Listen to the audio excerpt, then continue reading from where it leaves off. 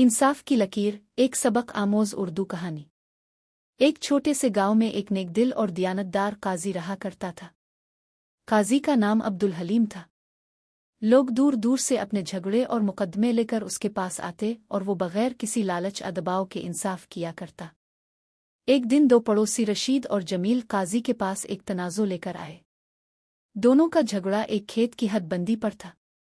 रशीद कहता था, ये लकीर जो बीच में खींची गई है, जमील ने अपनी मर्जी से आगे बढ़ाकर मेरे खेत में शामिल कर ली है। जबकि जमील ने जवाब दिया, नहीं काजी साहिब, ये लकीर मेरे दादा के ज़माने से यही है। रशीद ही अब इसे बदलने की कोशिश कर रहा है। काजी अब्दुल हलीम ने दोनों की बात सुनी, थोड़ी देर खामोश रहा और फिर बोला, हम कल सुबह इस खेत पर जाकर खुद जायजा लेंगे। अगले दिन काजी दोनों फरीकैन को लेकर खेत पर पहुंचा। इसने जमीन पर लकीर देखी, फिर दोनों की बातें दोबारा सुनी।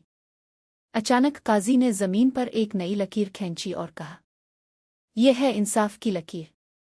रशीद हैरान हुआ, काजी साहिब, आपने खुद लकीर खींच दी? काजी ने मुस्करा कर जवाब दिया, हाँ, क्योंकि पुरानी लकीर शक की बुनियाद पर थी। दोनों के पास कोई सबूत न था। मैंने दोनों के दावे और जमीन की पैमाइश का बगौर जायजा लिया और फिर इंसाफ के मुताबिक नई लकीर खींची। जमील कुछ नाराज हुआ, लेकिन काजी ने कहा, अगर तुम्हारे पास कोई सबूत हो तो अदालत हाजिर करो, वरना यह फैसला आखिरी है।